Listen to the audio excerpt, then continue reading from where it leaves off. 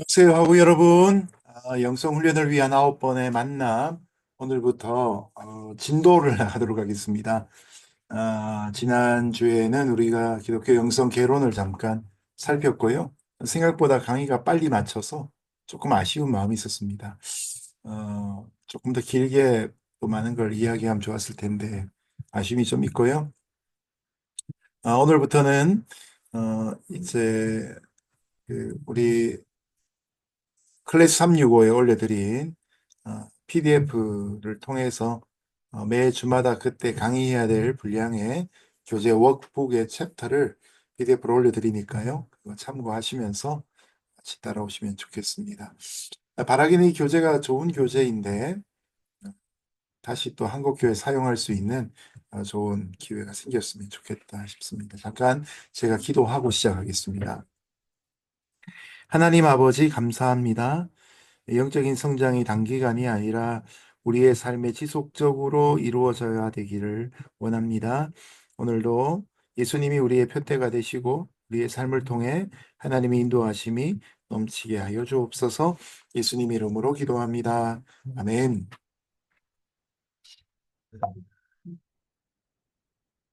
자, 첫 번째 만남은 예수 그리스도의 삶에 대해서 우리가 좀 생각해 보겠습니다. 삶이라고 하면 그냥 생활 정도라고 여길 수 있는데, 삶 안에 영성도 들어가고, 생활도 들어가고, 철학도 들어가고, 세계관도 들어가겠죠. 보시는 그림은 재미있죠. 이건 이제 예수님을 한국인으로 표현한 거죠. 조선시대에 양반으로 표현한 그래서 12명의 제자들은 예수님 주변에 같이 가쓰고 도포 입고 그런 모습으로 나타나지요. 이 그림은 이제 운보 김기창 화백이 그리신 것인데 1952년에서 53년 정도의 제목은 최후의 만찬입니다. 누가복음 22장 21절 말씀을 묵상하면서 예수님이 만약 한국인으로 오셨다면 어떤 모습일까 그런 기준을 가지고 그림을 그리셨다고 해요. 운보 김기창 화백은 원래 기독교 교인이었다가 어, 말년에 로만 카톨릭 교회 천주교로 다시 이제 개종을 하시죠. 물론 이제 이분이 이제 그 농화 말씀을 못 하시는 농화니까 한국의 농화 협회의 뭐 회장도 하시고 지대한 영향을 끼치셨는데 이분의 아드님은 또 장로님이십니다. 온누리교회 장로님이시고요. 네, 그래서 참 걸출한 화가로서 이런 그림을 통해서 예수님의 모습을 보여준 건 참 좋은 모습 같고요. 예전에는 경기도 용인에 가면 어, 경기도 용인시 양지구 처인구 양지면인가 뭐 그런 주소가 되는데 어, 그 한국의 순교자 기념관이라고 있습니다. 경기도 용인 순교자 기념관이라고 하시면 경기도 용인 양지에 이 순교자 기념관이 있는데 그곳에는 옛날에 이 운보 김기창 화백의 이 예수님에 관한 그림이 다 전시가 되어 있었어요. 예수님의 일대기를 다 볼 수 있도록 되었는데 요즘은 잘 모르겠습니다. 어쨌든 자 예수님의 삶을 우리가 너무나 멀리 두지 말고 어, 예수님이 한국 사람처럼 묘사될 수 있는 이런 가능성 생각해 보면서 좀 가까이에서 좀 생각해 보는 시간이 되었으면 좋겠습니다.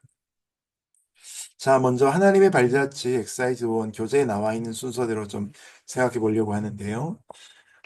나의 삶에서 특별히 강하게 경험한 예수님의 역할은 무엇인가? 구약에 보면 기름 부음 받은 자, 메시아크라는 단어가 크게 세 가지 종류로 나오죠. 왕, 제사장, 선지자. 이 세 가지 역할이 이 기름 부음 받은 자가 한 사람에게 집중된 게 바로 예수님, 메시아, 곧 그리스도 예수이죠. 구약 히브리어로는 메시아, 신약에는 그리스도 같은 표현이죠. 그래서 구약에서 그리스도의 모습은 왕으로도 또 선지자로도 또 제사장으로도 나타나게 됩니다. 그런 부분이 총합을 이루는 것, 그 이상이 바로 예수님의 모습이지요. 그래서 내가 지금까지 살아왔던 생애 중에서 내 신앙의 배경과 체험들 때문에 특별한 예수님의 모습이 이렇게 가르쳐진 그런 영역들이 있을 수 있습니다. 아니면 또 어떤 부분을 또 필요로 하는 어떤 부분이 더 강하게 다가오는 부분들이 있을 수 있고요. 만약에 가난한 나라 같으면 또 병이 든 많은 사람 같으면 또 한 시대가 질병을 통제할 수 없고 많은 환자를 있던 시대라면 아마 예수님은 치료하는 의사로서의 역할이 더 강조되었을 거예요. 그러나 또 삶이 안정되면 또 가르치는 예수님, 교사로서 예수님이 더 강조가 될 겁니다. 그런 내용이 이렇게 나타나는데 크게 이제 네 가지 정도를 생각해 볼 수 있습니다. 구원자 예수님, Savior Jesus Christ. 두 번째는 주 예수님. 아마 예수님 당시 있었던 유대인들에게는 퀴리오스라는 의미에서의 주님이라는 표현이 너무 적합했을 겁니다. 왜냐하면 로마 황제가 주인이었고요. 권세를 의미하는 것이었기 때문에 어떤 정치적인 지도자의 컨셉에서 또 군대에서 명령권자의 입장에서 주 예수님 이 부분들이 강했던 것 같아요. 그래서 제자들도 예수님을 만나면 주여 이렇게 고백을 하죠. 주여 나를 떠나소서 이렇게 고백을 하기도 합니다. 베드로가. 그런가 하면 이제 스승 예수님도 있죠. 예. 예수님은 가르치시는 자로, 스승으로 일단의 무리를 이끄는 리더로서 역할을 하고 또 뭐 많지 않지만 또 친구 예수님 고백하는 분들도 있지요. 나 인생의 동행이 되시고 반려가 되시는 그런 예수님에 대한 고백이 나올 수 있습니다. 한 생애를 살아가면서도 이런 예수님의 모습이 달라질 수 있고 또 달라져야 하겠죠. 늘 우리가 구원자 예수님 구원만 붙잡고 살아갈 수는 없고요. 구원 다음에는 스승으로 주인으로 넘어가야 되지 않겠습니까? 그래서 우리에게는 어떤 부분에 대해서는 익숙한 부분도 있을 수 있고 또 낯설은 부분도 있을 것입니다. 원래 이제 훈련이라는 게 익숙하고 잘하는 것은 훈련이 필요 없습니다. 그러나 낯설고 어렵고 처음 하는 것들은 훈련을 통해서라도 해야 되는 거죠. 그래서 이런 내게 강하게 다가온 부분, 많은 경험과 또 장기로 다가온 부분, 그 부분을 우리가 알고 반대로 취약한 부분, 더 강해지기를 바라는 부분, 이런 부분들을 우리가 알면 자신의 장점과 단점을 알면 내게 어떤 부분이 더 보강되어야 될지를 알게 됩니다. 그래서 우리가 결국 마지막에 이루려고 하는 것은 극심한 단점이 없는 건강한 균형을 이루고자 하는 것입니다. 그런 부분에서 지피지기면 백전백승이라고 하듯이 먼저 내 자신이 어떤 강점과 단점, 내가 경험한 예수님 중에서 좋아하는 부분과 싫어하는 부분, 발전된 부분과 또한 모자란 부분 내지는 발전되어야 될 부분이 무엇인가를 아는 것은 정말 영성에서 중요한 것입니다. 강점, 약점에 대한 부분입니다. 자, 그런 것을 파악하고 나면 우리가 필요한 균형 있는 그리스도인의 삶을 살기 위해서 중요한 것은 바로 comfort zone, 우리에게 익숙한 안전지대를 넘어가는 일이 필요합니다. 한 번도 해보지 않은 일이라고 해서 머물러 있으면 안 되고요. 안전지대를 넘어서 보는 도전이 필요합니다. 일본식의 영어로 표현하자면 안전지대는 세이프티 존이 될 거예요. 그런 뭐 그룹도 있고 노래도 있고 옷의 브랜드도 옛날에 있었는데요. 세이프티 존, 노란 색깔이 떠오르시죠? 안전지대. 그러나 균형 있는 그리스도인의 삶을 추구하기 위해서 우리가 벗어나야 될 건 컴포트 존입니다. 안전한 건 안전을 주는 것이기도 하지만 컴포트 존은 평안을 주는 거죠. 익숙한 거죠. 머무르고 싶고. 오랫동안 그곳에 있었기 때문에 한 번도 때로는 그곳에서 벗어나 보지 않았기 때문에 굳이 더 이상 잘하고 싶지 않고 나서지고 싶지 않은 그런 영역들이 있습니다. 이런 영역에서 내가 익숙한 안전지대에서부터 더 놀라운 일들이 벌어지는 지역으로 발걸음을 옮기는 것이 그게 신앙생활에 있는 마땅한 도전입니다. 여러분 창세기 12장 1절이면 충분한 설명이 되지 않을까요? 너는 본토 친척 아비 집을 떠나 내가 내게 지시할 땅으로 가라. 여러분 이 말을 듣고 이 명령을 듣는 아브라함에게는 익숙한 쉽지 않은 도전입니다. 지금도 그는 부모를 따라서 여전히 우상을 깎는 일로 생업을 삼고 그 지역 자체에서 평안히 잘 살고 있었죠. 자녀도 있고 가족도 있고. 그런데 본토 친척 아비 집을 떠나 컴포트 존에서 떠나 어디로 갑니까? 내가 네게 지시할 땅으로 가라. 여러분 그곳이 이제 믿음의 역사가 필요한 땅이고 기적이 일어나는 땅이고 우상을 숭배하던 사람에서부터 하나님을 고백하는 하나님의 친백성으로 변화되는 큰 발걸음이 그때 옮겨지게 되는 거죠. 구원의 여정도 마찬가지입니다. 예수님을 믿는 믿음의 고백은 우리로 하여금 당연히 안전지대를 벗어나서 죄와 익숙한 삶에서 적당히 죄짓고 적당히 양심의 가책을 넘기면서도 그냥 쉽게 넘어가고 있는 삶에서 벗어나서 죄와 피 흘리기까지 싸우는 단계로 우리를 나오도록 도전하고 있지요.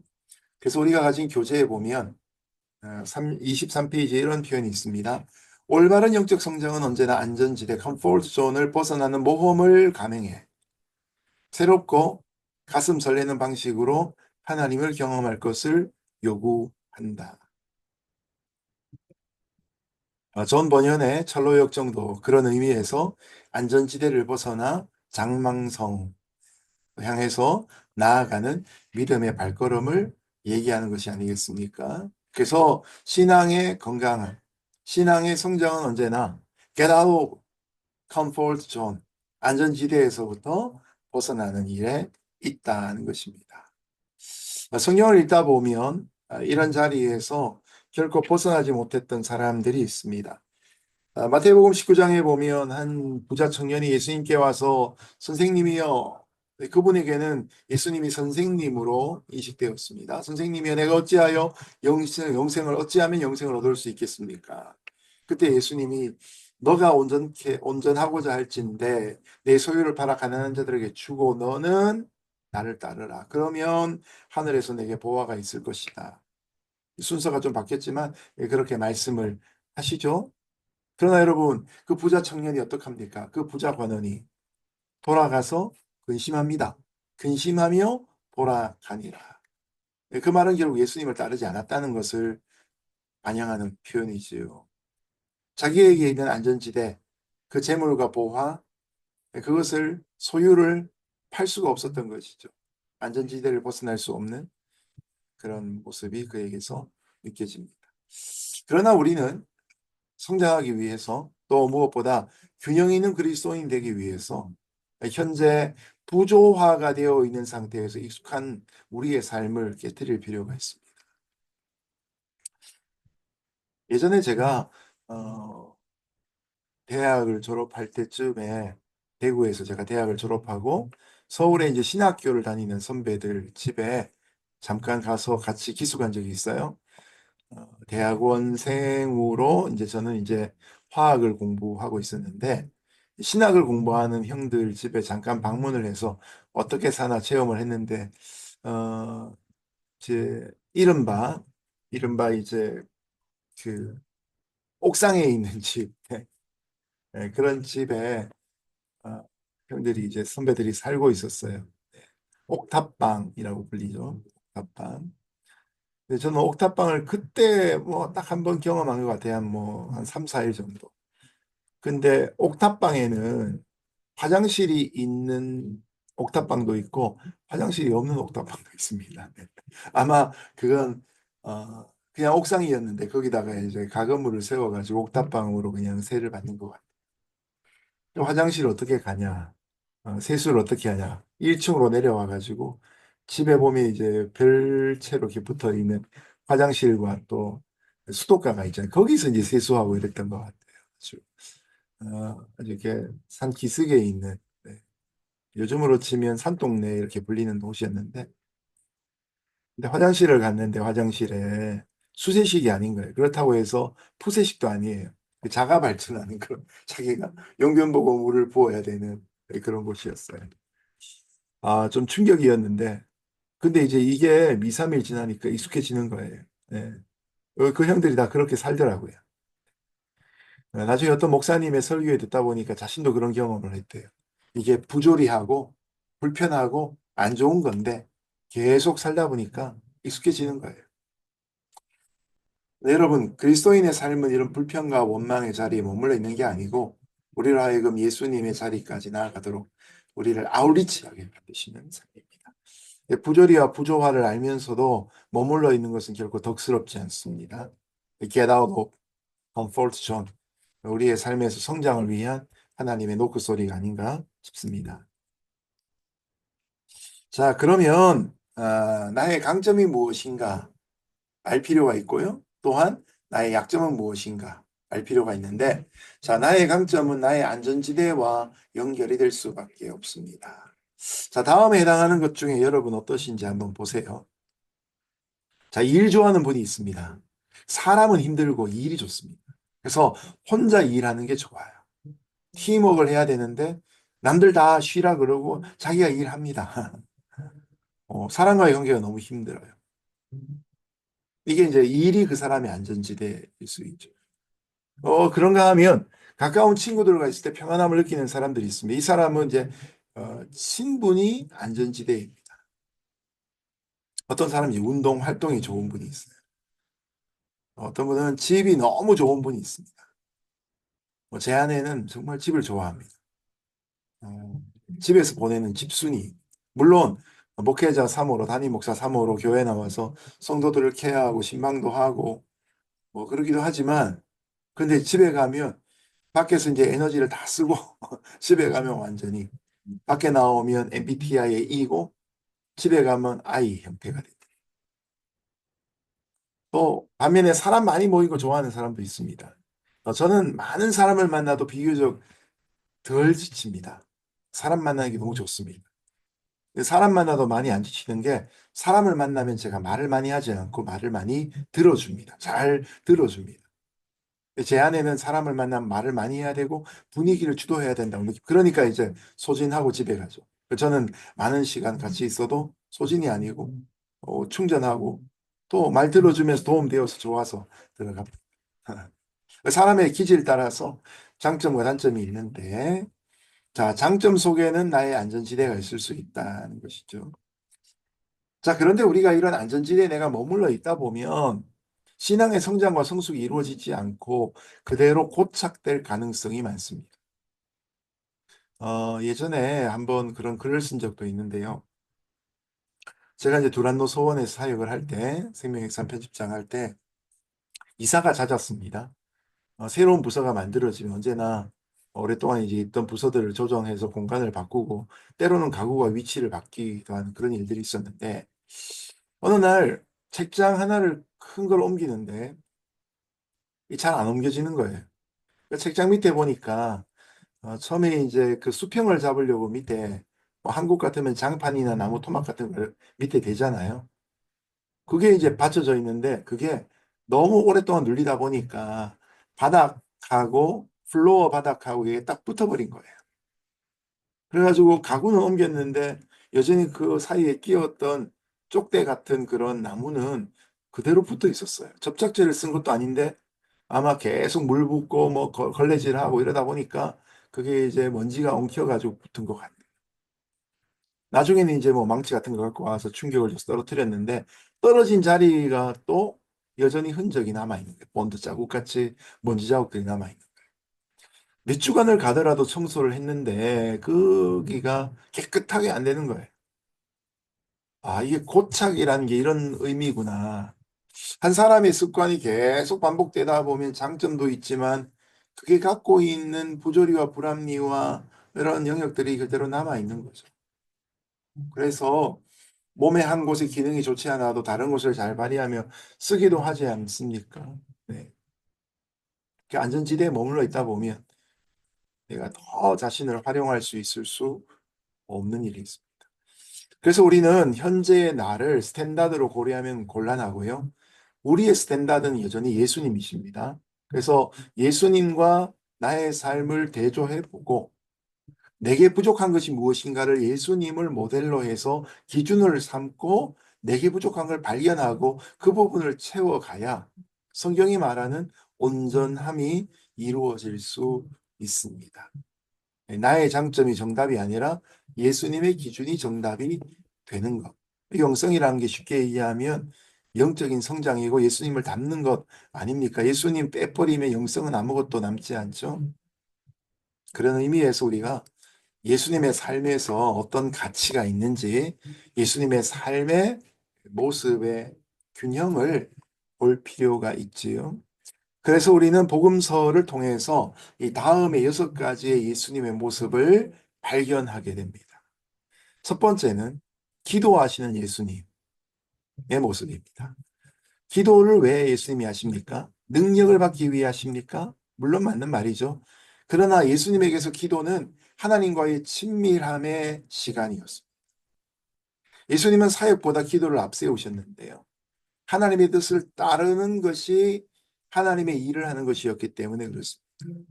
그래서 하나님과의 친밀한 교제를 통해서 새벽 오히려 미명에 한적한 곳에 가셔서 기도하신 일을 통해서 그날 하루에 어떤 방향으로 가야 될 것인가 하나님의 가르침을 듣기도 하셨습니다. 예수님에게서 나온 것은 모든 것이 다 예수님의 것이 아니라 하나님에게서부터 나온 것이다. 이런 표현도 하시죠. 바로 친밀감의 교제로 시작되는 내용입니다. 두 번째로 예수님이 마태복음 4장과 누가복음 4장에서 40일 금식 기도하시고 난 다음에 사탄 마귀와 싸우시죠.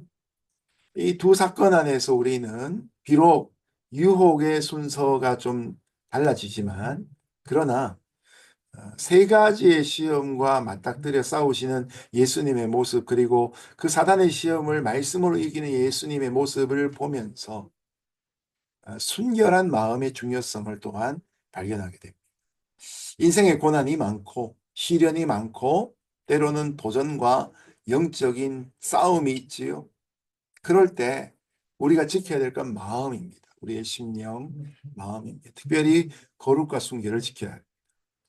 제가 좀 전에도 옥탑방에서 이제 불편한 화장실 얘기 말씀드렸잖아요. 근데 예전에는 그 똑같은 내용을 나중에 제가 설교하는 분 또 책으로 써내신 분을 제 만나게 됐는데 그분의 이름을 더 언급할 수 없어요, 이제. 아주 영향력 있는 설교자로 또뭐 게으름에 대해서 지적하는 강한 메시지를 주셨던 분인데 근데 그 청교도로 유명했던 그 목사님이 이제 좋지 않은 일로 목회를 안타깝게도 스스로 내려놔야 되는 일이 있었죠. 얼마나 큰 교회를 목회하느냐, 또 얼마나 큰 영향력을 가진 자인가, 얼마나 많은 책을 쓰고 많은 독자를 가진 자인가, 얼마나 많은 자리에 부르심을 받아 말씀을 전하는 자리인가. 여러분, 그게 하나님 앞에서 과연 중요할까? 더 중요한 것은 하나님 앞에 거룩한 삶, 순결한 마음을 갖는 것입니다. 그래서 영성 개발, 영적 성장, 영성 훈련, 이 모든 것들은 더 큰 영향력을 갖기 위해 하는 것이 아니라 우리가 finishing well, 끝까지 우리가 하나님 앞에서 거룩한 자로 남기 위해 사는 것입니다.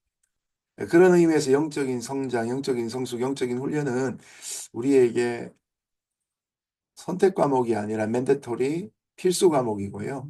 뿐만 아니라 우리가 씨름하며 우리 자신을 지켜야 되는 가장 중요한 급선무가 됩니다. 그래서 우리는 광야에서 말씀으로 사단과 싸워 이기시는 예수님을 통해서 순결한 마음을 어떻게 지키는가를 볼 수 있습니다. 이것이 이제 2000년 교회 역사 속에서 아니 더 오래된 수천 년 성경의 역사 또 하나님의 역사 속에서 우리가 발견할 수 있는 영성의 귀한 줄기가 됩니다. 특별히 2000년 전 예수님의 생애 이후에 신약 성경이 완성이 되고 AD 4세기에 우리 교회 공의회를 통해서 구약 39권, 신약 27권의 66권의 정경이 수납되는 그 과정을 통해서 우리는 하나님의 말씀이 얼마나 확실하고 중요한가를 알고 그 말씀 속에서 우리 마음을 다스리는 법을, 우리 마음을 청결케 유지하는 법을 배우게 됩니다. 세 번째, 능력 있는 사역을 펼치신 예수님을 복음서에서 발견하게 되죠. 돼지 2,000마리에게 들어가는 군대 귀신 축출해내시는, 군대 귀신을 축출하여 돼지 2,000마리에게 보내시는 그런 예수님의 능력도 봅니다. 거기에서부터 우리가 평안과 지혜의 성령으로부터 오는 능력에 관한 가르침도 받습니다. 여러분, 기독교가 능력의 종교이기도 하지요. 네 번째, 또 가난한 자, 병든 자, 불쌍한 자들을 도우신 예수님을 통해서 이웃 섬김, 이웃 사랑의 중요성에 대한 가르침을 받기도 합니다. 이 기독교 신앙의 구제와 긍휼은 굉장히 중요한 부분을 갖지요. 이것이 복음서에 나온 예수님에게서부터 교회가 배우고 본받아가는 것입니다. 또한 마태복음 4장 23절에 나온 것처럼 천국 복음을 선포하신 예수님의 모습을 보죠. 그러면서 그분의 말씀을 듣는 일들이 필요합니다. 무엇보다 기독교 신앙에서 말씀 사역, 또 말씀하시는 하나님, 또 가르치시는 예수님 빼놓을 수 없죠. 앞에서 나왔던 교사 예수님의 모습, 스승 예수님의 모습 나올 수 있는데요. 이 부분도 예수님에게서 배울 부분입니다. 그리고 마지막 여섯 번째는 신성과 인성이 완벽히 조화된 그런 예수님의 모습 우리가 함께 배웁니다. 이 믿음과 사역이 서로 조화가 돼야 되죠. 믿음이 있는데, 믿음이 있다고 하는데 일하지 않는 믿음, 역사하지 않는 믿음 의미가 없지요. 사역은 하는데 여러분 믿음이 없이 그냥 일만 굴러가면 그 또한 이루어질 수 없죠. 우리의 내면에 있는 믿음이 순종하는 일을 통해서 사역으로 열매로 거두어진 일들이 필요합니다. 그래서 예수님의 이런 영성이라는 것이 삶과 이렇게 분리되어 있는 것이 아니라 다 하나로 통합되어 있습니다. 예수님에게 거룩하지 않은 시간이 없고요. 또한 세속적이지 않은 시간이 없었어요. 예수님에게서 거룩과 세속은 하나였고요. 세상 안에서 하나님 나라를 이루는 삶이 되었던 거죠. 그래서 우리가 이런 예수님의 그 아이디어할 수밖에 없는 이상적인 온전한 삶을 우리가 성경에서 배우고 어떻게 하면 그 부분을 닮아갈 것인가. 저절로 있으면 변화가 없으니까 내 강점과 또한 단점, 내가 잘하는 것과 잘 해야 될 것들을 이제 배우면서 밸런스를 맞춰 나가는 모습이 필요합니다. 자, 그래서 예수 그리스도의 삶에서 발견할 수 있는 여섯 가지 특징이 앞에 있었던 것과 연관되어서 나오는데요. 첫 번째로 하나님을 향한 헌신의 내용입니다. 여러분, 기도하는 예수님은 하나님 앞에 헌신하신 예수님이시죠. 하나님과 예수님이 친밀해질 수 있는 것은 예수님이 하나님에게 우선순위를 두었기. 두 번째로 예수님은 순결한 마음을 강조하시는데 그 순결함이 생각과 말과 행동에서 선함으로 나오게 됩니다. 그래서 우리가 성자 예수님 이렇게 표현할 때 성자, 거룩할 성자를 쓰는 거룩함의 표현이 바로 생각과 말과 행동에서의 선함을 의미하는 거죠. 그런가 하면 예수님에게 능력이 있죠. 이 성령의 능력입니다. 성령의 능력. 또 많은 사람들을 향한 모든 사람을 향한 긍휼의 마음도 예수님에게 있습니다. 사람들은 그냥 그쳐 지나가는 열두의 혈루증 걸린 여인 예수님 옷을 만졌을 때에 예수님은 그런 작은 터치도 느끼시고 그녀의 있는 문제와 아픔들을 풀어주시죠. 병자들을 치유하시는 예수님의 모습. 그래서 마태복음 4장 23절에 보면 예수님의 사역이 세 가지로 압축되는데 첫 번째 티칭, 천국 복음을 선포하시고 두 번째 프리칭, 세 번째 힐링, 가난한 자, 병든 자를 고치시는 모습이다. 천국의 복 기쁜 소식을 선포하는 그리고 믿음 사역의 조화입니다. 예수님의 신성과 인성이 하나가 조화가 되는 모습이지요.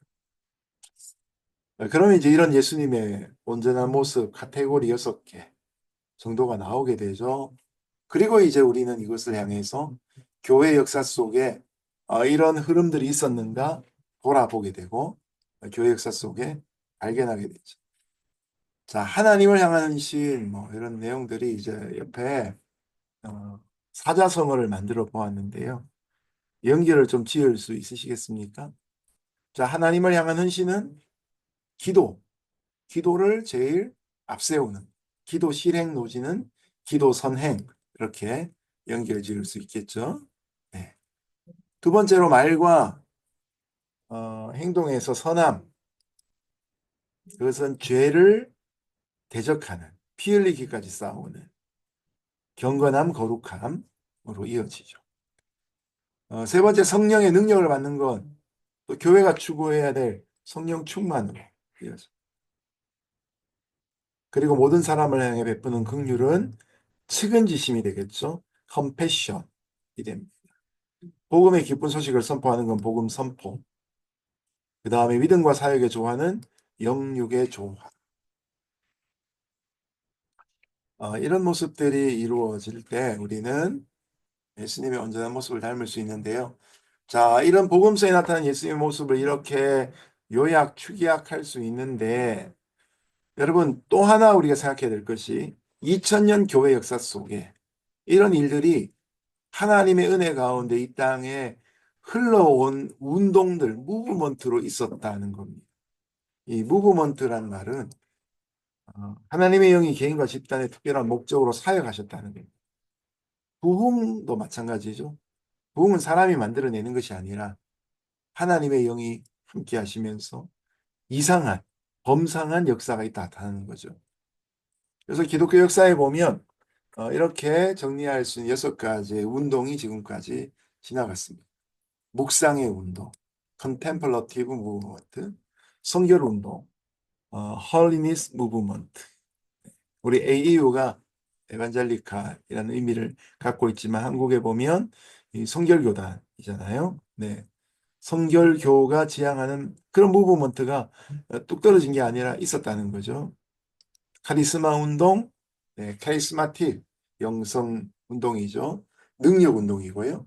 그런 다음에 이제 사회 정화 운동, 약한 자, 가난한 자를 돕고 병든 자를 치유하는 운동, 복음 전도 운동, 전도와 선교가 중심이 된 운동들이죠. 그리고 성육신 운동입니다. 인카네이셔널 무브먼트. 자, 이 한 가지의 운동만으로는 결국 온전할 수 없습니다. 이것도 이제 교회사에서 공부하게 될 중요한 부분들인데 하나만 있으면 극단이 되고요. 위험합니다. 그래서 이것에 대한 밸런스가 필요합니다. 나중에 제가 또 이제 말씀을 극단이 갖고 있는 어려움들은 이제 그 다음에 말씀에 드리게 될 텐데요. 그럼 어쨌든 여기에서 나온 6가지 운동이 각 시대마다 풍미했던 아마도 그 시대 자체가 그 당시에 이런 것들이 약했던 환경이기 때문에 하나님이 그것을 채우시기 위해서 무브먼트를 보내시지 않았을까 이런 해석을. 첫 번째는 묵상 운동입니다. 오늘 이제 간략하게 살피는 이 6가지 내용이 이제 다음 주부터 6주간 동안 하나씩 다뤄지게 되는데 다음 주는 묵상 운동에 대한 부분을 더 자세히 다룰 텐데요. 오늘 살짝 개요만 보겠습니다. 묵상 운동은 다르게 얘기하면 이제 수도 생활로 연결지는데 여러분 이 교회사 책을 읽다 보면 교부라든지 속사도 이런 표현이 나오는데 자, 예수님에게 12명의 제자가 있었죠. 이 12명의 제자가 예수님의 십자가 부활을 그리고 성령 충만을 경험하면서 성령의 강림을 경험하면서 이들이 이제 제자가 아니고 사도가 되죠. 천국 복음을 사도행전에 설포하는 사도가 됩니다. 어퍼슬이 되죠. 어퍼스톨로스, 아포슬. 예수님의 십자가 부활의 증인 된 제자를 보고 아포슬, 사도라고 합니다. 근데 이 사도들이 이제 시대가 지나가면서 그 밑에 제자가 양성됩니다. 이 사람들을 이제 속사도, 이을 속자를 써서 속사도라고 표현을 합니다.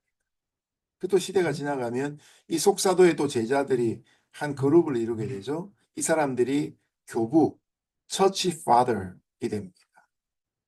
이 교부가 이제 보통 한 3, 4세기 정도에 나타납니다. 그래서 이런 사람들의 저작이 어마어마하게 많이 있어요. 사실 기독교 영성은 3, 4세기까지만 해도 막 꽃을 피우고 열매를 많이 맺습니다. 어쩌면 오늘날의 신학도 따라갈 수 없는. 왜냐하면 지성과 지식에 있어서 뭐 우리보다 더 못나지 않으니까요. 그리고 이들은 완전한 헌신 속에 들어갔기 때문에 오늘날 참 할 일 많은 우리가 따라갈 수 없는 그런 깊은 영성의 세계 속에서 수많은 저작을 남깁니다. 아마 이때 기록된 책들의 내용을 보면 다 이해 못할 거예요. 그러니까 저도 어, 학교를 다니면서 이런 부분들을 계속 이제 취미를 갖고 책을 보는데 쉽지가 않습니다. 네. 이해하기가 쉽지 않고 지식이 짧고 경험이 짧기 때문이죠. 자, 그 중에 이제 안토니우스라는 성인이 있습니다. 이분은 사막의 안토니우스라는 별명으로 불렸는데 책 표지에 나오는 것처럼 이분은 사막에서 자신이 수도합니다.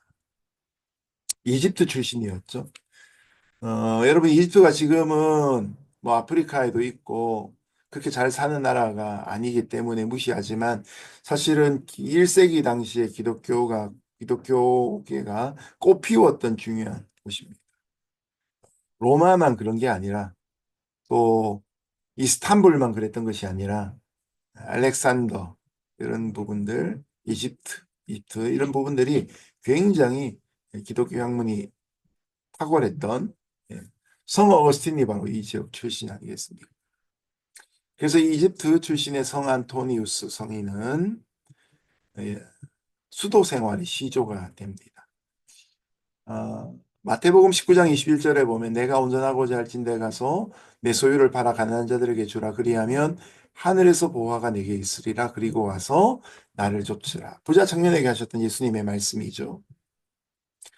근데 이 말씀을 들은 다음에 이 안토니우스가 들은 거예요. 안토니우스가 이 말씀을 들은 다음에 자기가 물려받았던 부모의 재산을 실제로 가난한 자들에게 나눠줍니다.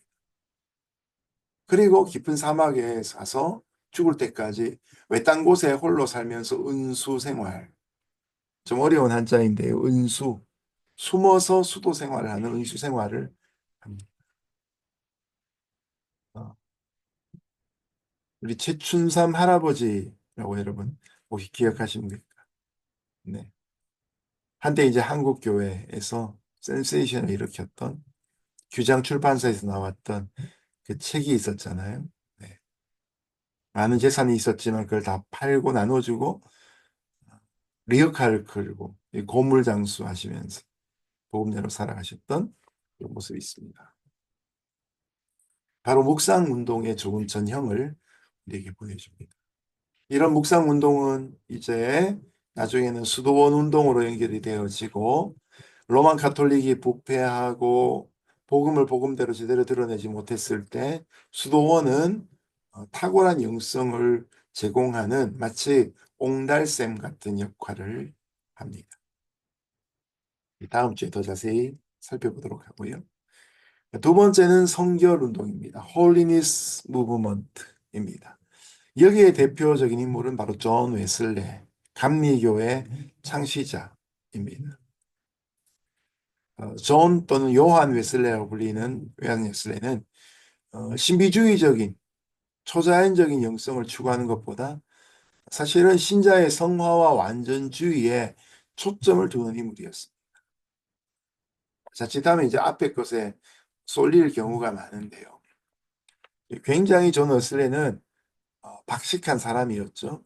옥스퍼드 대학에서 학사 석사를 받고 동생인 찰스 웨슬레와 함께 홀리 클럽을 조직합니다. 그 성경을 공부하고 기도합니다. 우리가 알고 있는 건초더미 기도회 뭐 이런 표현이 있죠. 그래서 가난하고 어려운 사람들을 도와주면서 경건한 삶을 사는데 온 힘을 기울입니다. 존 웨슬리는 토마스 아켄패스의 그리스도를 본받아라는 이 책을 즐겨 읽고요. 청교도 서적을 아주 즐겨 읽었습니다. 그리고 나중에 이 미국으로 넘어와서 미국 인디안들에게 복음을 전하기 위해서 조지아주까지 가서 선교 사역을 감당하기도 합니다. 이 영국 사람이었던 그가 시작한 교단이 이제 감리교가 되어서 오늘날의 감리교로 미국 오면 연합감리교회 UMC라고 하는 교단이 있지요. 지금 이제 동성애 문제로 인해서 거기서 이제 GMC라고 해서 글로벌 메소디스트 처치 컨벤션 이렇게 해서 나가 있는 그런 복음주의적 교단이 따로 생겼는데 어쨌든 감리교의 시초가 되는데 성결운동, 거룩한 삶을 추구하는 성화에 초점을 두은 운동이 있었습니다. 그런가 하면 이제 능력에 관계되어 있는 카리스마 운동이 있는데요. 이 카리스마 운동에 이끄는 시효는 조지 폭스라는 인물로부터 시작합니다. 17세기의 인물인데요. 어, 종교개혁이 16세기 있었으니까 그보다 한 1세기 뒤의 인물이지요. 재미난 건 이제 이 조지 폭스가 설교하고 기도하면 그 자리에 있던 사람들이 몸을 막 같이 떨었어요. 이게 이제 뭐 흔히 뭐 진동 이렇게 표현하기도 하는데 뭐 기도하다가 몸을 떠는 분들이 있지 않습니까? 그게 이제 요즘에 있는 게 아니고 뭐 교회사 속에 이렇게 있던 일들이에요. 근데 이제 어떤 그룹이 함께 기도할 때마다 같이 막 떠는 거예요. 진동이 임한 거예요. 성령이 임한 것에 뭐 사도행전 증거가 땅이 진동하고 몸이 떨리는 일들을 보여주죠. 그러면서 이제 베네트란 사람이 그렇게 일단의 무리가 기도하면서 몸 떠는 걸 보면서 몸을 떠는 사람들 조지 폭스와 그의 친구들에게 이런 별명을 붙입니다. 이게 뭐냐면 이제 퀘이커라는 별명이 됩니다. 퀘이커가 이제 흔들린다라는 표현인데 그 사람들은 기도하면 몸 떨더라 이렇게 되어버리고 만 것이죠. 이분들이 중요하게 여긴 것은 내면의 빛입니다.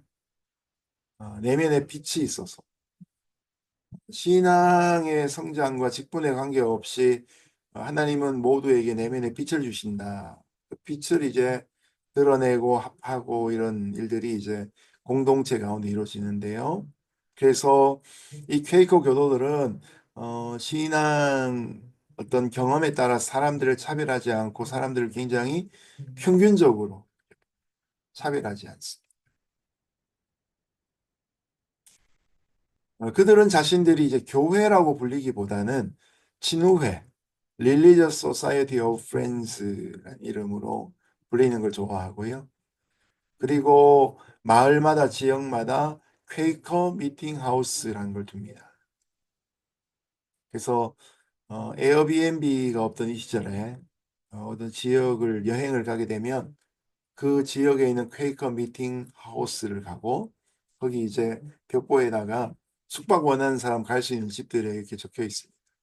그러면 가서 이제 뭐 오늘로 치면 2, 30불 정도 이렇게 땡큐 머니를 드리고 그 집에서 이제 숙박을 하는데 그냥 숙박한 게 아니라 제가 지난주에 말씀드렸던 것처럼 QQ 퀘이커스 퀘스천 그 질문 네 가지를 첫 번째 식탁의 자리에서 함께 이렇게 나누는 겁니다. 그러면 이제 자신이 누구인지를 소개하는 것뿐만 아니라 또 성도로서의 교제를 함께 나누고 같이 기도하고 사교하고 친교하는 그런 툴들을 가졌습니다.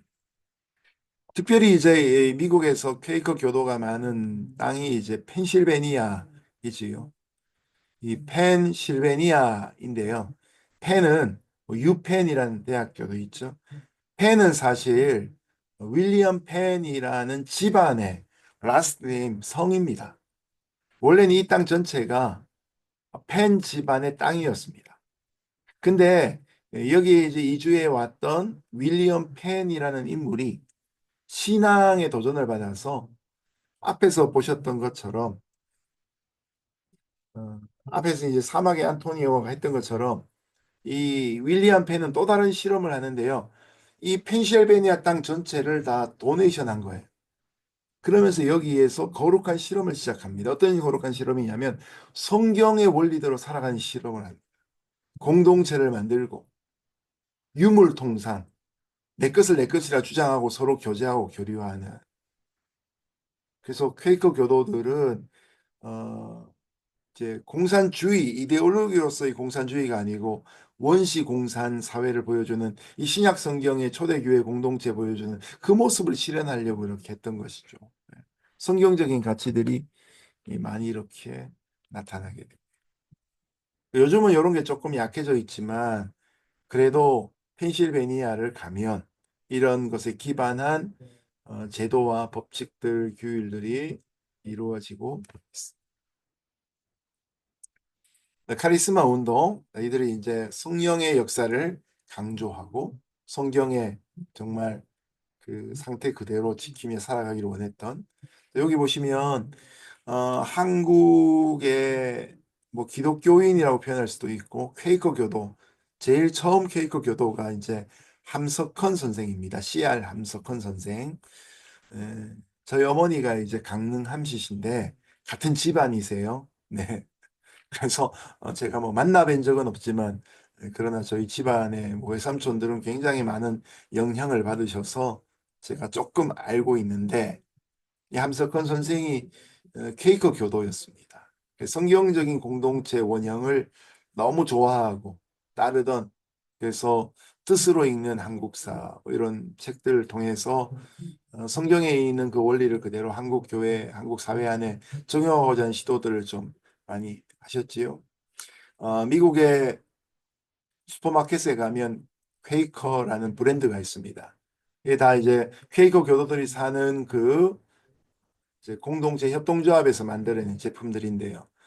이게 이제 아침에 먹는 프레이크, 오토 프레이크, 이거 제일 유명한 그런 브랜드입니다. 네 번째인가요? 사회정의 운동입니다. Social Justice Movement입니다. 우리가 흔히 이제 평화의 도구라고 제목하는 주여 나를 평화의 도구로 써주셔서 미움이 있는 곳에 사랑을, 상처가 있는 곳에 용서를, 분열이 있는 곳에 일치를, 의욕이 있는 곳에 믿음을 심게 하소서. 이 기도가 이제 성 프란체스코의 기도이지 않습니까? 네. 성 프란체스코가 원했던 것처럼 네. 하나님의 샬롬이 임하기를 원하는. 그래서 성 프란체스코는 이제 작은 형제회를 시작하고 수도사로 살아가면서 공의와 정의가 이 땅에 이루기를 원하는 그런 삶을 실제로 오늘 보였습니다. 여러분 조금 느끼셨겠지만 신앙의 이런 위인들이 갖고 있는 모습이 하나의 모습만은 아니에요. 성 프란체스코는 굉장히 영성이 깊은 사람이고 기도의 사람인데 이분은 뭐 본인의 가르침의 내용 중에 보면 하나님이 자신에게 이 새들과 짐승과 함께 대화할 수 있는 그 깊은 언사를 주셨다고 고백합니다. 그래서 이제 여기에 보시면 동상에 새가 이렇게 있는데 대화하는 모습이에요. 이 영성이 굉장히 탁월한 부분이 있습니다. 그런가 하면 이제 청빈하면서 긍휼의 삶을 많이 실천했지요. 또 베네딕토 수도회의 이제 원칙을 가지고 샌프란시스코의 방식을 베네딕토 수도회가 이제 지키며 살아가기도 하고 굉장히 엄격하게 하루의 일상을 조각을 내어 가지고 경건한 삶을 또 추구했던 분이기도 합니다. 그러나 그 많은 모습 중에서 우리가 영적으로 취해야 되고 그분이 이제 강조해서 무브먼트가 된 건 이 각각의 운동들인데 이 사회정의 운동이 바로 성 베네딕 프란치스코를 통해서 이루어집니다. 조금 곁다리를 가는 건데 이제 로만 가톨릭 안에도 뭐 여러 가지의 교파들이 있잖아요. 네. 그 중에 하나가 이제 프란치스코라는 교파가 있습니다. 골롬반이라는 교파도 있고 성골롬반이라는 교파는 선교 잘하는 교파로 유명하고요. 그런가 하면 이제 프란치스코라는 교파는 어, 굉장히 뭐랄까요? 어, 이 사회 정의를 강조하고 또뭐 데모도 하기도 하고 네. 그런 성격을 좀 갖고 있습니다. 네, 나중에 이제 그때가 되면 또 좀 자세히 설명을 하고 어쨌든 이 굽어진 이 땅에 하나님의 정의가 임하기를 원하는 사회정의 운동이 이분들을 통해 나타납니다. 다섯 번째로 복음 전도 운동입니다. 복음을 복음답게 증거되는 운동이지요. 이 종교개혁의 운동이 또한 이렇습니다. 대표자는 마틴 루터라고 할 수 있죠. 1517년 비텐베르그 성당 문에다가 95개 조의 반박문을 게시합니다. 그리고 나서 이제 재판이 시작이 되고 또 재판에 의해서 이제 형을 살기 위해 가다가 아이젠나흐라는 독일의 성의 영주에게 이제 납치 겸 보호를 받기 시작합니다. 그래서 브란덴부르크라는 성에 이제 유배 비슷하게 되면서 은닉하면서 밑에 있는 이제 그림이 이제 그 브란덴부르크에 있는 그 마틴 루터의 방인데요. 여기 이 책상에서 이제 6개월 동안 신약 성경을 그 당시 독일어로 번역하게 되죠. 그래서 구텐베르그의 인쇄술과 이어지는 마틴 루터의 신약 성경 독일어 번역으로 종교개혁이 막 들불처럼 일어나게 되죠. 복음의 전도가 이루어지게 됩니다. 마지막 여섯 번째는 성육신 운동입니다. 성육신은 이 땅에 사람의 옷으로 태어나신 예수님에 대한 부분이죠. 연약한 자들과 함께하고 우는 자들과 함께 울고 기뻐하는 자들과 함께 기뻐하는 그런 모습을 얘기합니다. 여기에 선구자는 이제 독일의 이 독일이 아니고요. 죄송합니다. 독일이죠. 독일의 이 진젠도르프라는 분인데요. 이분은 원래 체코의 종교개혁자, 우리가 알고 있는 루터와 칼빈의 종교개혁보다 한 100년 전에 잔 후스라는 인물이 있었는데 이 잔 후스의 후예들 중에 모라비안이라는 사람들이 있었는데 체코에서 핍박을 받고 자기 고향을 떠날 수밖에 없었죠. 그러다가 이들이 이제 떠돌다가 독일까지 가게 되는데 그때 넓은 땅을 갖고 있던 영주였던 진젠도르프를 만나게 되고 진젠도르프가 자기의 영지 안으로 이들을 초청해서 그들이 공동체를 이루며 살게 합니다. 그러면서 이들이 이제 나중에는 교단이 되고 또 선교하고 이런 일들을 하게 되죠. 재미난 에피소드가 있는데요. 이제 북미에 있는 원주민들, 인디안들에게 이 자네슬라가 1736년에 전도하기 위해 갔는데 배를 타고 가는데 같은 배에 모라비안 교도들이 같이 타고 있었어요. 근데 풍랑이 막 몰아쳐가지고 자기는 죽을 것 같아서 두려움을 느끼고 있는데 모라비안 교도들은요 거기에서 시편 찬송을 하면서 담대하게 있는 거예요. 그때 구원에 대해서 머리로는 알고 있지만 또 하나님의 복음 전도자로 쓰임을 받고 있었지만 그러나 개인적인 체험이 없었던 존 웨슬레가 영적인 체험을 합니다.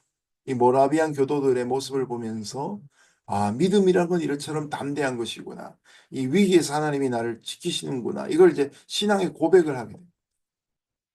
영적인 체험을 통해서. 머리로 알고 믿는 것과 가슴으로 믿는 게 좀 다르지 않습니까?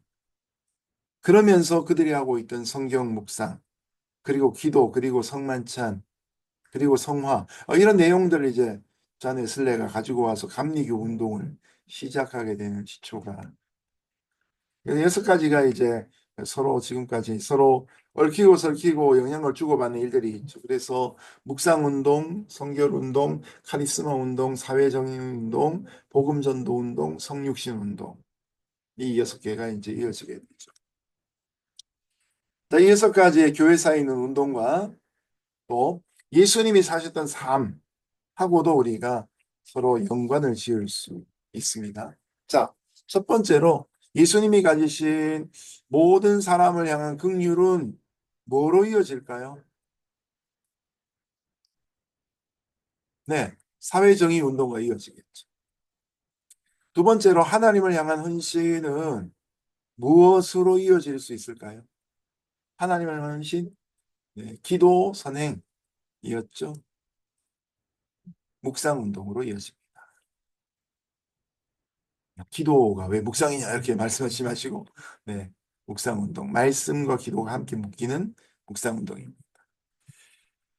그러면 기쁜 소식을 땅 끝에 전하는 것은요, 복음전도 운동, 종교개혁과 마틴 루터를 떠올리시면 되죠. 네 번째, 성령의 능력을 받는 것, 성결교. 죄송합니다. 성령의 능력, 죄송합니다. 성령의 능력은 카리스마, 퀘이커교도이지요. 그 다음에 믿음과 사역의 조화. 하나님이 우리를 말로만 사랑하신 것이 아니라 우리를 위해 이 땅에 육신으로 태어나셨죠. 성육신. 생각과 말과 행동의 선한 것, 거룩한 것, 성결운동. 이렇게 되죠. 존 웨슬레가 했던 성결운동. 네.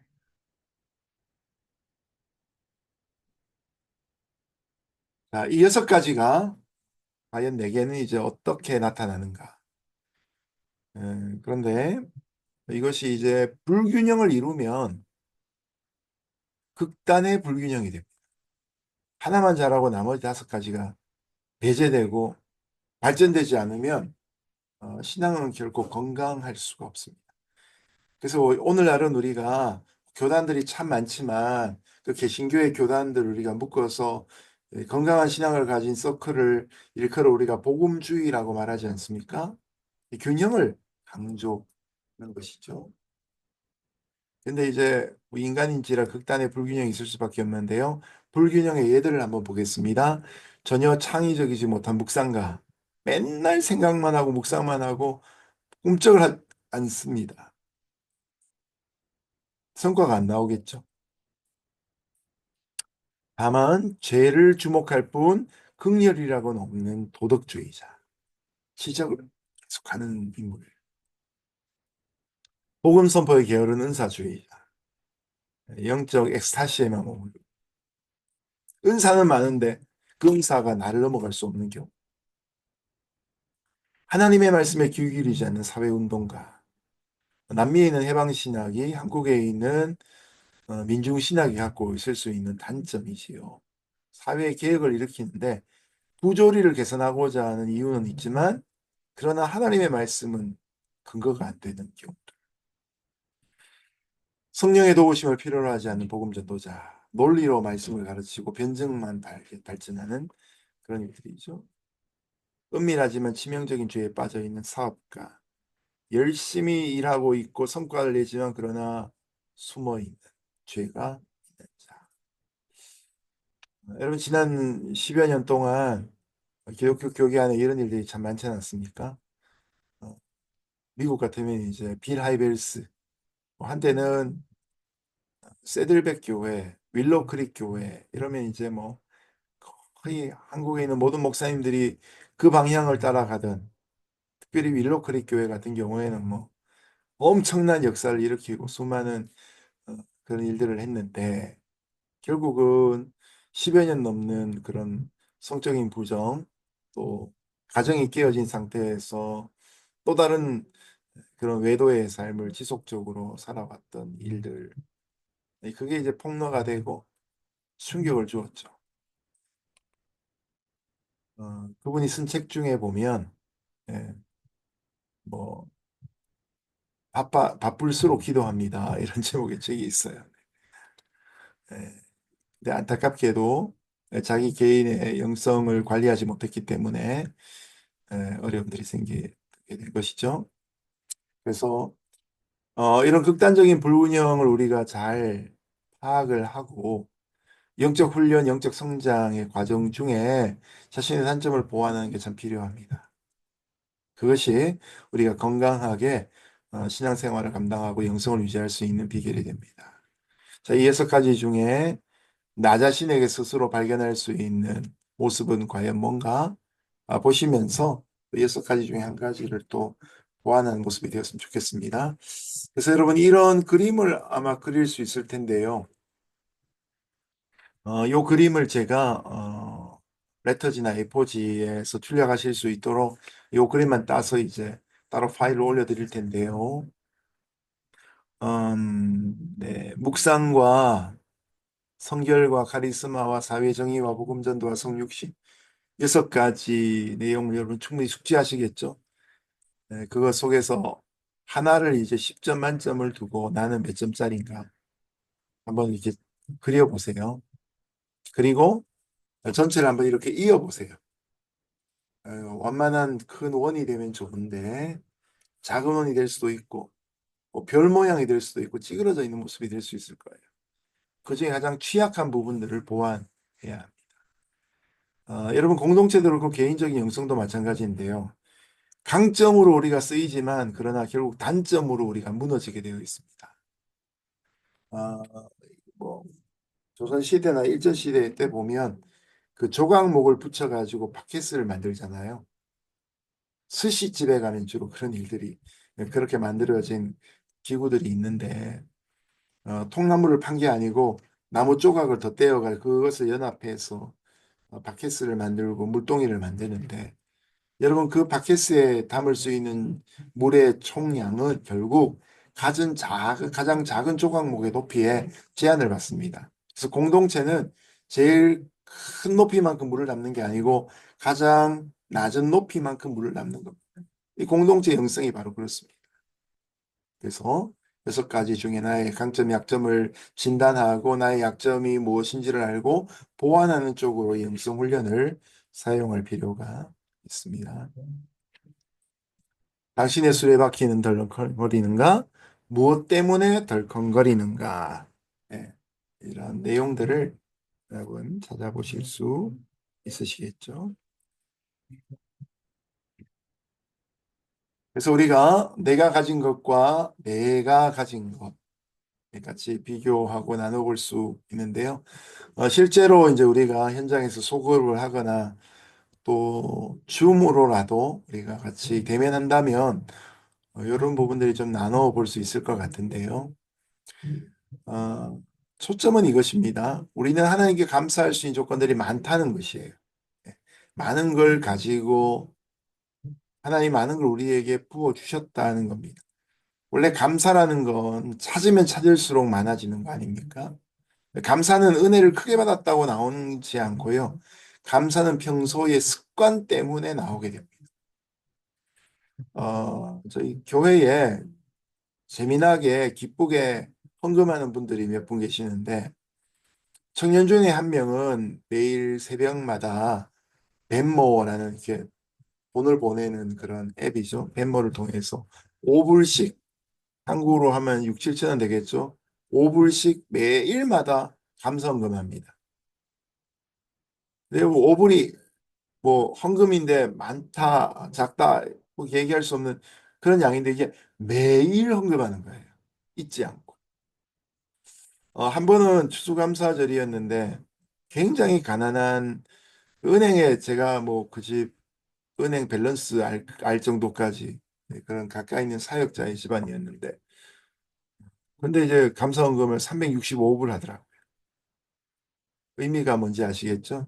매일매일 감사하다는 걸 365불의 감사원금으로 표현하더라고요. 네. 어떤 분은 최근에 이제 집을 살려고 했는데 근데 이제 미국은 이제 어플라이를 하거든요. 그러면 집주인이 심사를 해가지고 뽑아서 집을 그런 사람에게 팝니다. 한국 같으면 이제 먼저 온 사람에게 집을 먼저 파는데 미국은 이렇게 쭉 오픈하우스라 그래서 집을 쭉 열어놓고 사람들 방문하게 하고 다 각자 금액을 쓰게 하고 연락처 접고하게 합니다. 그러면 주인이 보고 때로는 이제 원서도 받아가지고 어떤 집안인지 보고 자기 집을 파는데도 불구하고 그 집에다 자기 마음을 두고 가는 게 있어요, 보면. 고르는데 은행 융자를 통해 살려고 이제 은행하고 얘기가 다 끝나고 133만 불이라는 돈으로 이 집을 사겠다라고 해서 했는데 우리 교회 교우 가정이 퇴짜를 맞은 거예요. 왜냐하면 같은 돈으로 현금을 내겠다는 사람이 있는 거예요. 미국의 중국 사람들은 집을 살 때 시시하게 융자 받아가지고 이렇게 사지 않고요. 그러면 이제 한두 달 시간이 걸리거든요. 왕창 와서 그냥 목돈으로 사는 거예요. 그래서 이제 이 집이 있어. 그럼 2만 불을 더 올려서 한국 돈 같으면 2,600, 700만 원이죠. 더 올려주겠다. 싫다는 거예요. 당장에 현금이 더 좋다는 거예요. 그래서 이제 거절을 당했어요. 얼마나 원통하겠습니까?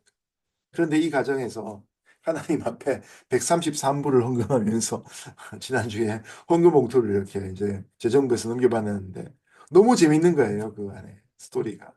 하나님 133만 불로 어느 한 집을 살려고 오퍼를 내었는데 거절당했습니다. 비록 거절을 당했지만 하나님께서 우리 집에 맞는 좋은 집을 살 수 있도록 우리가 다운페이 조금 하고 은행 융자를 끼고, 뭐 보통 미국은 이제 30% 다운페이하고 70% 은행 융자로 다 빌리거든요. 그게 집을 살 수 있도록 하나님 인도해 주세요. 이렇게 이제 적었더라고요. 그리고 한 주만에 지나니까 더 좋은 집을 더 싼 가격에 이제 오퍼가 내어서 그 오퍼가 이제 진행이 되고 있는 거예요.